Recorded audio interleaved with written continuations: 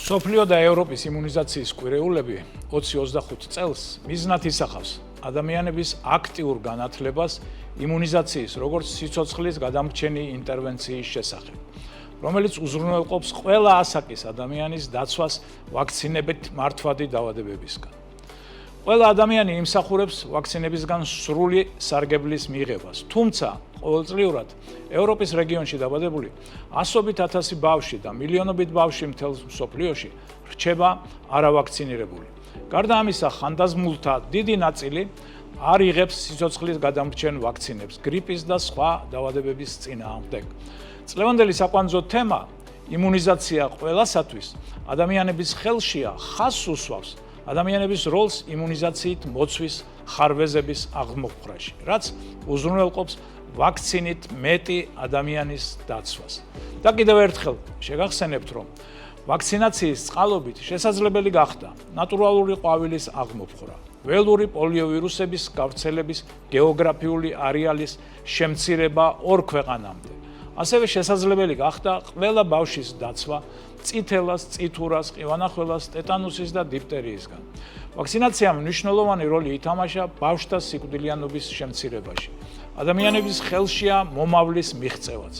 როდესაც მეტი ვაქცინა იქნება ხელმისაწვდომი ადამიანთა მეტი ჯგუფისთვის, კიდევ უფრო მეტი დაავადებისგან დასაცავად.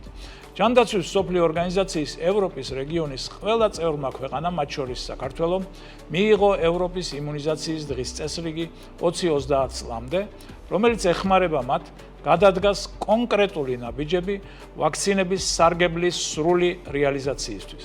რადგან ჩვენ ევროპის რეგიონში ვცხოვრობთ, აქცენტს ვაკეთებთ ევროპაზე, სადაც მიმდინარე წლის იმუნიზაციის კვირეულის მთავარი დევიზებია: იმუნიზაცია ყველასთვის, ადამიანების ხელშია. ყველას უნდა ჰქონდეს თავისი როლი ვაქცინაციის ბარიერების გადალახვაში.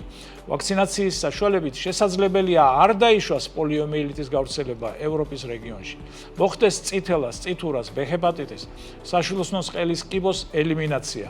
დღესდღეობით ნამდვილად შესაძლებელია უზრუნველყოფა თითოეული ადამიანის ყველა იმ ვაქცინით, რომელიც საჭიროა ვაქცინებით მართვადი დაავადებისგან დასაცავად. ვაქცინებით პრევენტირებადი დაავადებების გავრცელება შეიძლება მოხდეს იქ, სადაც რჩება არავაქცინირებული და არასრულად აცრილი ადამიანების ჯგუფები. ამ მხრივ, პანდემიის პერიოდში ყველგან და მათ შორის საქართველოშიც შემცირდა იმუნიზაციით მოცვის მაჩვენებელი ბავშვებში.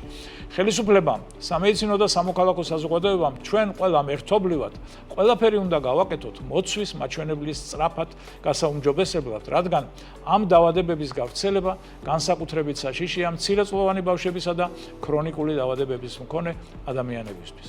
როდესაც ჩვენ დაავადებათა პრევენციაზე ვსაუბრობთ, იმუნიზაციის მსოფლიო და ევროპულ კვირეულებთან დაკავშირებით არ უნდა დაგავიწყდეს ადამიანის ჯანმრთელობისთვის შეუცვლელი პროდუქტი, უსაფრთხო სასმელი წყალი და მისი მნიშვნელობა, რომელსაც ასევე მოკლედ შევეხეთ დღეს. არ დაგვავიწყდეს უსაფრთხო სასმელი სუფთა წყალზე ხელმისაწვდომობა ადამიანის უფლებაა და გარანტიაა მრავალი დაავადებების პრევენციისა და უკეთესი ჯანმრთელობისთვის.